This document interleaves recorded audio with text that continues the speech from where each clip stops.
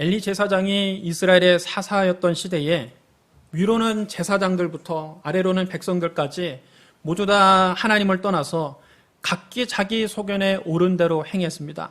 그들은 하나님 말씀을 거역하고 자기들 마음대로 살았습니다. 그러자 블레셋이 이스라엘을 쳐들어왔습니다. 이스라엘 병사 약 4,000명이 그 전투에서 전사했습니다. 이스라엘 장로들은 실로에 있는 언약궤를 전쟁터로 가져오기로 결정했습니다. 언약궤를 메고서 전쟁터에 나가면 하나님께서 자기들과 함께 하셔서 틀림없이 블레셋 사람들의 손에서 구원하실 것이라고 생각한 것입니다. 그들은 자기들의 잘못을 회개할 생각은 하지 않고 단순히 언약궤를 전쟁터로 가지고 와서 하나님의 힘을 이용만 하려고 했던 겁니다. 그러나 하나님은 그들에게 이용당하시지 않았습니다. 이스라엘은 블레셋에게 다시 패해서 보병 3만 명이 죽었습니다. 오히려 지난번보다 더 크게 패했습니다. 살아남은 자들은 전의를 상실하고 각기 진영으로 도망가기 바빴습니다. 하나님의 궤는 블레셋 사람들에게 빼앗겼고 엘리의 두 아들 홈니와 비느하스는 이날 둘 다 전사했습니다. 엘리 제사장은 하나님의 궤를 블레셋 사람들에게 빼앗겼다는 말을 듣고는 너무 놀라서 그만 의자에서 뒤로 넘어져 목이 부러져 죽었습니다. 하나님께서 블레셋 사람들을 통해서 이스라엘 백성들을 징계하신 겁니다. 블레셋 사람들은 하나님의 궤를 빼앗은 다음 그것을 에벤에셀에서 아스돗으로 옮겨 가져갔습니다. 그들은 하나님의 궤를 다곤 신전에 가지고 들어가서 다곤 신상 곁에 세워놓았습니다. 다곤은 블레셋 사람들이 섬기는 주신으로서 상반신은 인간의 형상을 하고 있지만 하반신은 물고기 형상을 하고 있습니다. 블레셋 사람들은 이 다곤이 농업에 풍년을 주고 어업에 풍어를 가져다 준다고 믿었습니다. 그들은 다곤신이 이번에도 자기들과 함께 하셔서 자기들에게 승리를 주었다고 생각하고 이스라엘에게서 빼앗은 언약궤를 다곤신에게 진상품으로 바친 겁니다. 그런데 희한한 일이 벌어졌습니다. 다음날 아침 아수 사람들이 아침 일찍 일어나 신전에 가보았더니 다곤이 하나님의 궤 앞에 엎드려져서 땅바닥에 얼굴을 쳐박고 있는 겁니다. 아니 감히 누가 이런 일을. 그들은 다곤신을 일으켜 세운 다음에 제자리에 얌전히 갖다 놓았습니다. 사실 다곤은 자기 자신을 구원할 힘조차 없었습니다. 땅에 얼굴을 쳐박고 있으면서도 스스로 일어나지도 못하는 것이 우상입니다. 다곤은 사람이 손으로 만든 우상에 불과했습니다. 성경은 말씀합니다. 그들의 우상은 은과 금이요 사람이 손으로 만든 것이라 입이 있어도 말하지 못하고 눈이 있어도 보지 못하고 귀가 있어도 듣지 못하고 코가 있어도 냄새 맡지 못하고 손이 있어도 만지지 못하고 발이 있어도 걷지 못하고 목구멍이 있어도 작은 소리조차 내지 못하느니라. 그러면 여러분, 사람이 손으로 만든 형상은 결코 신이 될 수 없습니다. 눈이 있어도 보지 못하고 귀가 있어도 듣지 못하고 입이 있어도 말하지 못하고 손이 있어도 만지지 못하고 발이 있어도 한 발자국도 걷지 못하는 우상이 어떻게 사람에게 풍년을 주고 풍어를 가져다 줄 수 있겠습니까? 자기 몸뚱이 하나도 스스로 일으켜 세우지 못하는 우상이 어떻게 사람을 도와주겠습니까? 오히려 사람들이 다곤을 일으켜 세운 다음에 가까스로 제자리에다가 갖다 놓았습니다. 그런데 그 다음 날에도 그들이 아침 일찍 일어나서 가봤더니 다곤신이 또 하나님의 궤 앞에 넙죽 엎드려서 땅바닥에 얼굴을 쳐박고 있었습니다. 이번에는 다곤의 머리가 잘려가고 손목이 잘려져서 문지방 위에 그것들이 나뒹굴었고 다곤의 몸뚱이만 남아 있었습니다. 어찌 이런 일이? 하나님께서 다곤을 치신 겁니다. 다곤은 머리와 두 손을 잃고 아무것도 하지 못했습니다. 하나님께서 이 다곤은 아무 힘도 없는 거짓신임을 증명하신 겁니다. 그때부터 다곤의 제사장들이나 그 신전에 드나드는 사람들은 아스돗에 있는 이 다곤 신전에 들어갈 때 문지방을 밟지 않고 넘어가는 그런 관례가 생겼습니다.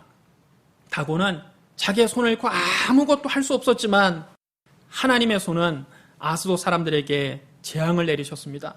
갑자기 아스돗 지방에 쥐들이 우글거리기 시작하더니 밭의 농작물들을 다 망쳐놓고 사람들에게는 전염병을 퍼뜨렸습니다. 아소 사람들은 악성 종기에 시달리게 되었습니다. 온몸에 두드러기가 나고 안과 밖에 종기가 나서 견딜 수가 없는 겁니다. 그의 농사를 다 망치고 사람들이 악성 종기에 시달림을 당해도 그들의 신 다곤은 아무것도 도와주지 않았습니다. 다곤은 사람의 손으로 만든 거짓되고 헛된 신에 불과합니다. 아소 사람들은 그제야 깨달았습니다. 우리가 더 이상 이스라엘 신의 괴를 여기에 놔둘 수가 없겠다. 이스라엘 신이 우리와 우리의 신 다곤을 무섭게 치신다. 그들은 급히 사람을 보내서 블레셋의 5지방 방백들을 불러 모으고 하나님의 언약궤를 어떻게 처리해야 할 것인가 의논했습니다. 블레셋은 아스돗, 가사, 아스글론, 가드, 에글론 등 5지방이 연합해서 한 나라를 이루는 연합국가였습니다. 각 지방을 다스리는 통치자를 방백이라고 불렀습니다. 한 지방에서 해결할 수 없는 큰 문제가 생기면 이 블레셋의 5 방백들이 한 곳에 모여서 의논해서 어떻게 할지를 결정하곤 했습니다. 아스돗 사람들이 거기서 문제를 제기했습니다. 우리가 이스라엘 신의 궤를 어찌하면 좋겠소? 블레셋의 5 방백들은 이 문제를 의논한 끝에 하나님의 언약궤를 가드로 옮기기로 했습니다. 아소 사람들이 언약궤를 가드로 옮긴 후에 하나님께서 가드 지방에도 큰 벌을 내리셔서 젊은 사람이나 늙은 사람이나 할 것 없이 모조리 악성 종기에 시달리게 하셨습니다. 그들도 온몸에 두드러기가 나고 피고름이 나서 견딜 수가 없는 겁니다. 가드 사람들은 큰 혼란에 빠졌습니다. 그들은 하나님의 궤를 자기 지방에 놔둘 수가 없다고 생각하고 에그론으로 보냈습니다. 하나님의 궤가 에그론에 이를 때쯤 에그론 사람들이 울부짖었습니다. 저들이 이스라엘 신의 궤를 이리로 가지고 와서 우리를 다 죽게 하려고 한다. 그래서 그들은 다시 급히 블레셋의 5 방백들을 불러 모으고 말했습니다. 이스라엘 신의 궤를 본래 있던 곳으로 돌려보내고 우리가 죽음을 면하자. 이러다 우리가 다 죽게 생겼다. 하나님이 그들을 무섭게 치심으로 그 지방은 온통 죽음의 공포에 휩싸였습니다. 사람들이 다 죽음의 겁에 질려 있었습니다. 죽지 않고 살아남은 사람들도 악성 종기 때문에 고통을 당하게 되자 그 지방의 부르짖음이 하늘에 사무쳤습니다. 하나님께서 블레셋 사람들을 통해서 이스라엘을 징계하셨지만 그렇다고 해서 하나님의 언약궤를 다곤 신에게 진상품으로 바친 이 블레셋의 모욕을 참지는 않으신 겁니다. 하나님께서 블레셋 사람들이 섬기는 거짓신 다곤을 심판하시고 하나님을 능멸한 블레셋 사람들에게도 벌을 내리신 겁니다. 하나님의 언약궤가 블레셋의 땅에 있은 지 7개월이 되었을 때 블레셋 사람들이 자기들의 제사장들과 점쟁이들을 다 불러 모아놓고 말을 했습니다. 우리가 이 여호와의 궤를 어떻게 하면 좋겠소? 우리가 그것을 어떻게 본래 있던 곳으로 되돌려 놓아야 될지 알려주시오.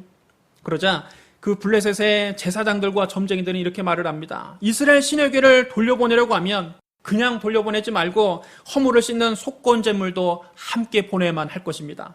그러면 우리의 병도 낫고 이스라엘 신이 우리에게 계속 벌을 주는 이유도 알게 될 것입니다. 그렇다면 속건 제물 우리가 무엇을 보내면 좋겠소? 블레셋 방백의 수대로 금으로 만든 악성종기 모양 5개와 금으로 만든 쥐 5마리를 바쳐야 할 것입니다. 여러분과 여러분의 방백들이 모두 다 지금 똑같은 재앙을 당하고 있지 않습니까? 그러므로 여러분은 악성 종기의 형상과 이 땅을 해치는 쥐의 형상을 만들어서 바치고 이스라엘의 신께 예를 갖추십시오. 그러면 그분이 우리와 우리의 신들과 우리 땅에 내리는 재앙을 그치게 할지도 모릅니다. 왜 여러분은 애굽 백성과 애굽 왕 바로처럼 고집을 부리려고 합니까? 애굽 사람들이 이스라엘 백성들을 놓아준 것은 하나님께서 그들에게 온갖 재앙을 내리신 다음이 아닙니까? 그러므로 이제 새 수레를 하나 만들고 아직 멍에를 메어본 일이 없는 어미소 2마리를 끌어다가 그 수레를 지우고 그 송아지들은 떼어서 집으로 돌려보내십시오.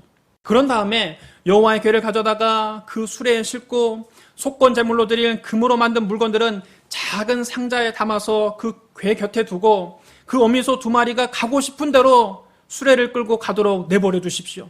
두고 보다가 그 소들이 국경을 넘어서 베세메스로 가면 이 큰 재앙은 이스라엘의 신이 우리에게 내린 것이 틀림없습니다. 그러나 소들이 만약 다른 곳으로 간다면 이 재앙은 그분이 우리를 치신 것이 아니라 우연히 일어난 사건으로 보아야 할 것입니다. 블레셋 사람들이 이 이야기를 들어보니까 일리가 있거든요. 그래서 그들이 시키는 대로 새끼에게 젖을 먹이는 암소 2마리를 끌어다가 수레를 지우고 그 송아지들은 우리에 가둬놓았습니다. 수레에는 여호와의 언약궤를 싣고 금쥐와 악성 종기 모양의 금덩어리들을 상자에 담았습니다. 그러자 기가 막힌 일이 벌어집니다. 그 암소들이 벳세메스를 향해서 곧장 걸어가기 시작하는 것입니다. 아직 한 번도 명예를 메어본 적이 없는 암소들이 마치 오랫동안 훈련을 받은 황소처럼 능숙하게 수레를 끌고서 큰 길로 가는데 오른쪽으로나 왼쪽으로 벗어나지도 않고 똑바로 길을 따라서 걸어가는 겁니다. 더욱 놀라운 것은 그 암소 2마리가 자기 새끼들이 그리워서 슬피 울면서도 뒤로 돌아가지 않고 벳세메스를 향해서 앞만 보고 한 걸음씩 한 걸음씩 나가는 것입니다. 여러분, 어미가 새끼를 사랑하는 것은 본능입니다. 특별히 젖을 먹이는 어미와 젖을 먹는 새끼의 애착은 이 세상 그 무엇보다 강합니다. 그런데 어미소들이 이 본능을 거슬러서 아직 젖을 먹는 송아지를 집에 놔둔 채 뒤도 돌아보지 않고 벳세메스로 곧장 걸어간다는 게 여러분 있을 수나 있는 일입니까? 세상에 이런 일이 있을 수 있습니까? 블레셋의 5 방백들은 이 기막힌 광경을 보고 몸에 소름이 돋았습니다. 한편으로는 너무 신기하고 한편으로는 하나님이 너무 두려웠습니다. 그들은 앞으로 어떤 일이 더 벌어지는지 보려고 벳세메스 경계까지 암소들의 뒤를 따라갔습니다.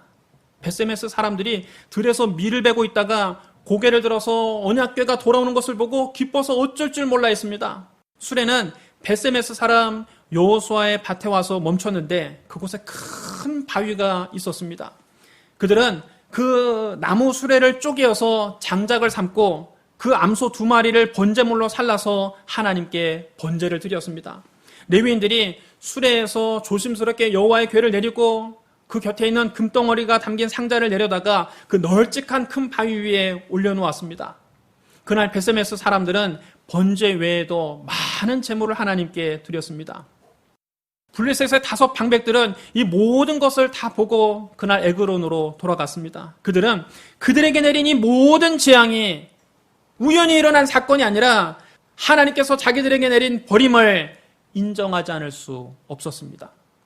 그들은 인정하고서 에그론으로 돌아갔습니다.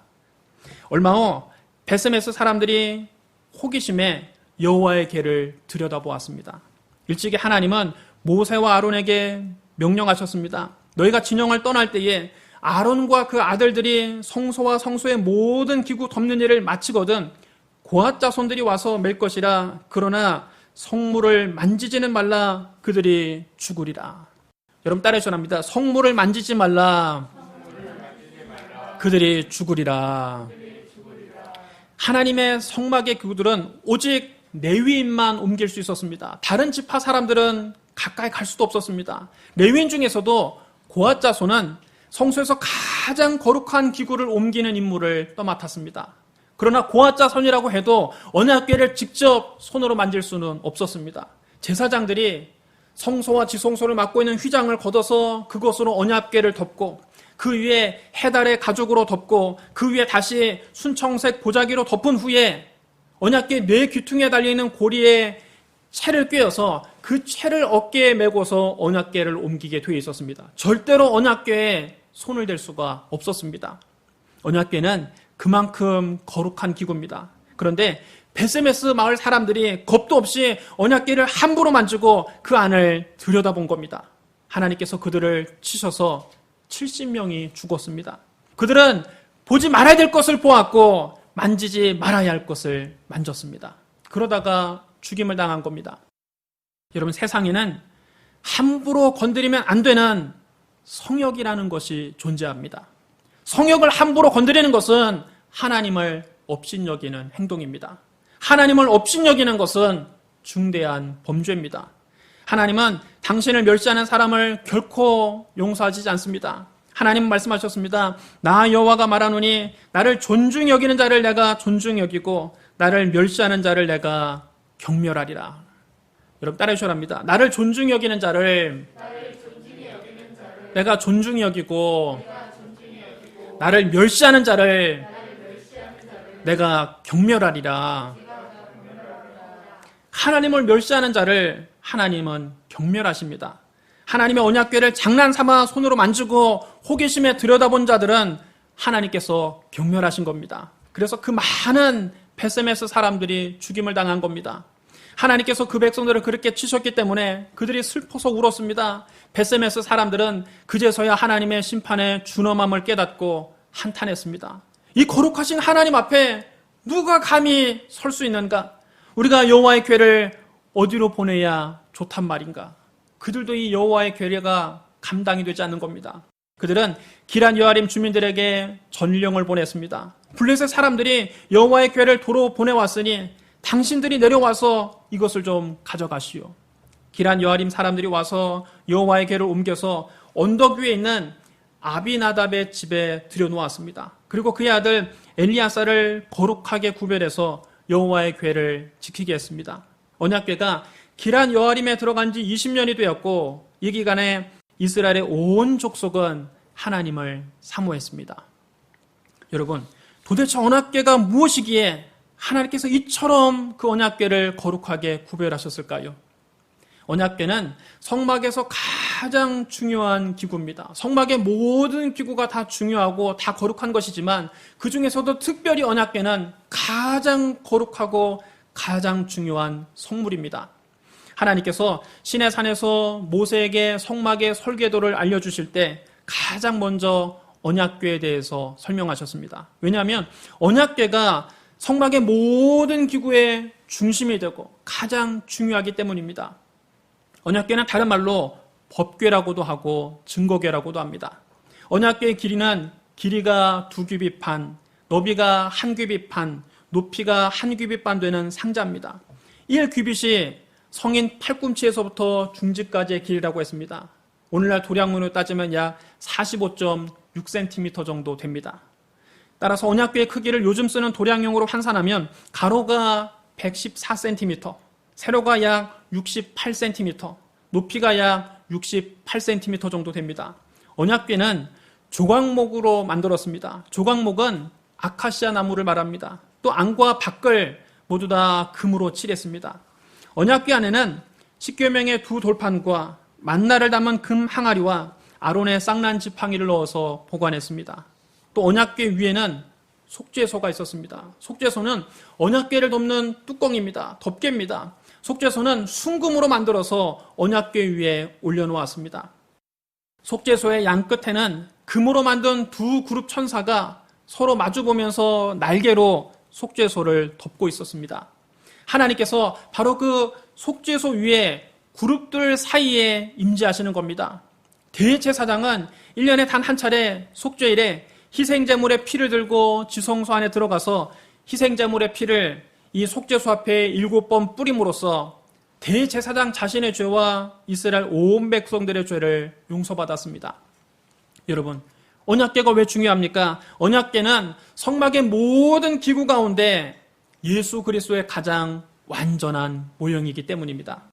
우선 언약궤의 재료는 아카시의 나무에다가 순금을 입힌 것이라고 했습니다. 이것은 예수님의 인성과 신성을 잘 설명하고 있습니다. 거친 아카시의 나무는 그리스도의 완전한 인성을 상징합니다.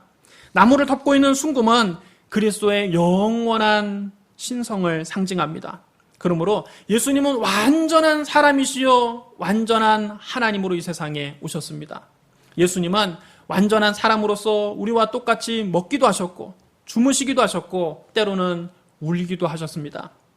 그러나 예수님은 동시에 완전한 하나님으로서 물이 변하여 포도주가 되게 하셨고 무리를 걷기도 하셨고 풍랑이는 바다를 잠잠하게도 하셨고 보리떡 5개와 물고기 2마리로 5,000명을 먹이기도 하셨고 죽은 지 나흘이나 된 나사로를 다시 살려내기도 하셨습니다.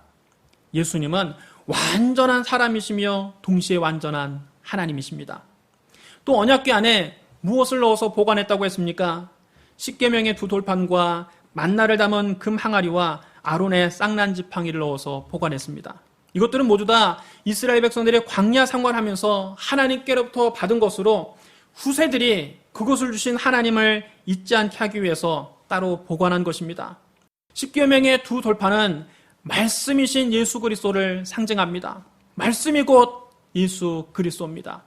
요한복음 1장 1절에 이렇게 기록되어 있습니다. 태초에 말씀이 계시니라. 이 말씀이 하나님과 함께 계셨으니 이 말씀은 곧 하나님이시니라. 여러분 따라하셔야 합니다. 이 말씀은 곧 하나님이시니라. 말씀이 곧 하나님이시요 말씀이 곧 예수 그리스도이십니다. 만나를 담은 금 항아리는 생명의 떡이신 예수 그리스도를 의미합니다. 예수님 말씀하셨습니다. 나는 생명의 떡이니 내게 오는 자는 결코 줄이지 아니할 터이요 나를 믿는 자는 영원히 목마르지 아니하리라. 여러분 따라하셔야 합니다. 나는 생명의 떡이니 아론의 쌍난 지팡이는 부활의 주님을 예표하는 것입니다. 지팡이는 원나무에서 잘려나간 이미 죽은 나무입니다. 말라 비틀어진 지팡이에는 생명이 없습니다. 그런데 아론의 그 말라 비틀어진 지팡이에서 움이 돋고 순이 나고 꽃이 피어서 살구 열매가 맺어졌습니다. 죽은 나무에서 싹이 난 것은 바로 부활을 의미하는 것입니다. 예수님 말씀하셨습니다. 나는 부활이요 생명이니 나를 믿는 자는 죽어도 살겠고 무릇 살아서 나를 믿는 자는 영원히 죽지 아니하리니 이것을 네가 믿느냐. 여러분 따라하셔야 합니다. 나는 부활이요 생명이니. 이처럼 언약궤는 참 사람이시요 참 하나님이신 예수님, 말씀이신 예수님, 생명의 양식이신 예수님, 부활이요 생명이신 예수님을 나타냅니다. 속죄소가 법궤를 덮고 있는 것은 우리에게 어마어마한 은혜입니다. 법궤 안에는 십계명의 두 돌판이 들어있다고 했죠. 십계명은 하나님의 율법과 하나님의 공의를 상징하는 것입니다. 율법은 그것을 범하는 자들에게 심판과 죽음을 요구합니다. 율법은 죄인들에게 생명을 주지 못합니다. 그것을 어기는 자들을 죽일 뿐입니다. 갈라디아서 2장 16절에 이렇게 기록되어 있습니다. 사람이 의롭게 되는 것은 율법의 행위로 말미암음이 아니요 오직 예수 그리스도를 믿음으로 말미암은 줄 알므로 우리도 그리스도 예수를 믿나니 이는 우리가 율법의 행위로서가 아니고 그리스도를 믿음으로써 의롭다함을 얻으려 함이라. 율법의 행위로서는 의롭다함을 얻을 육체가 없느니라. 여러분 따라하셔야 합니다. 율법의 행위로서는 의롭다함을 얻을 육체가 없느니라. 그럼 여러분, 법궤 그 자체는 죄인을 정죄하는 것입니다. 그러나 하나님은 그 법궤를 보시는 것이 아니라 그 법궤를 덮고 있는 속죄소를 보십니다. 법궤 속에 있는 율법을 보시지 않고 그 법궤를 덮고 있는 속죄소에 뿌려진 피를 보시는 것입니다. 속죄소에 뿌려진 피는 예수 그리스도의 보혈을 상징합니다. 예수님은 세상 죄를 지고 가는 하나님의 어린 양으로서 십자가에서 피를 흘려 죽으심으로 우리의 모든 죄를 당신의 피로 다 덮어버리셨습니다. 지금 여러분 내 손에 시커먼 먹물이 묻었다고 칩시다. 그런데 이 손을 붉은 페인트 통에다가 한번 넣었다 빼면 여러분 어떻게 되겠습니까? 시커먼 먹은 더 이상 보이지 않고 붉은 페인트만 보이는 것입니다. 붉은 페인트가 시커먼 먹을 다 가려버리는 것입니다. 이처럼 먹보다도 더 검은 죄로 물든 사람이 예수 그리스도의 피에 그의 영혼을 담그면 그 피가 우리의 모든 죄를 다 가려주시는 것입니다. 이제 하나님 우리를 보실 때는 우리의 추악하고 시커먼 그 죄를 보시는 것이 아니라 우리를 덮고 있는 예수 그리스도의 피를 보십니다. 율법으로는 우리가 심판을 받고 죽을 수밖에 없지만 하나님께서 예수님의 피를 보실 때 심판이 우리를 넘어가는 것입니다. 하나님은 말씀하셨습니다. 내가 피를 볼 때에 너희를 넘어가리니 재앙이 너희에게 내려 멸하지 아니하리라. 여러분 따라하셔야 합니다. 내가 피를 볼 때에 너희를 넘어가리니. 하나님이 예수 그리스도의 피를 보실 때 재앙이 우리에게 내리지 않고 그 재앙이 우리를 넘어가는 것입니다. 바로 그것이 6월절입니다. 하나님께서 애굽의 장자의 죽음이라는 엄청난 재앙을 내리실 때 문설주와 임방의 피를 바른 이스라엘의 가정은 그 재앙이 넘어갔습니다. 그러므로 법궤가 하나님의 율법과 하나님의 공의를 상징한다면 피 묻은 속죄소는 우리의 죄를 덮어주시는 하나님의 은혜와 사랑을 상징하는 것입니다. 로마서 8장 1절로 2절은 이렇게 선언합니다. 그러므로 이제 그리스도 예수 안에 있는 자에게는 결코 정죄함이 없나니 이는 그리스도 예수 안에 있는 생명의 성령의 법이 죄와 사망의 법에서 너를 해방하였습니다. 속죄소에서 베풀어 주시는 하나님의 이 큰 은혜가 여러분 영혼 깊은 곳에 풍성히 임하기를 주님의 이름으로 축원합니다. 신약 시대에 예수님께서 예루살렘이 한눈에 내려다 보이는 감람산 중턱 벳바게와 베다니에 가까이 가셨을 때 두 제자를 마을로 보내시며 말씀하셨습니다. 너희는 맞은편 마을로 들어가라. 그리로 들어가면 아직 아무도 타보지 않은 나귀 새끼가 메어있는 것을 보리니 풀어 끌고 오라. 만일 누가 너희에게 어찌하여 푸느냐 묻거든 말하기를 주가 쓰시겠다 하라. 두 제자가 맞은편 마을로 들어가서 메어있는 새끼 나귀를 풀어서 끌고 가져가려고 하자 나귀 임자가 나와서 물었습니다. 어찌해서 나귀 새끼를 푸는 것이요? 그때 두 제자가 예수님이 말씀하신 대로 대답했습니다. 주께서 쓰시겠다. 그러자 나귀 임자가 두말하지 않고 새끼 나귀를 내어주었습니다. 두 제자가 새끼 나귀를 끌고 와서 자기들의 겉옷을 나귀 위에 얹어서 안장을 대신했습니다. 예수님은 아직 아무도 타보지 않은 그 새끼 나귀를 타고 예루살렘에 들어가셨습니다. 언약궤가 아직 멍에를 메어보지 않은 암소 2마리가 끄는 수레를 타고 벳세메스로 들어간 것처럼 예수님은 아직 아무도 타보지 않은 새끼 나귀를 타고 예루살렘으로 들어가셨습니다.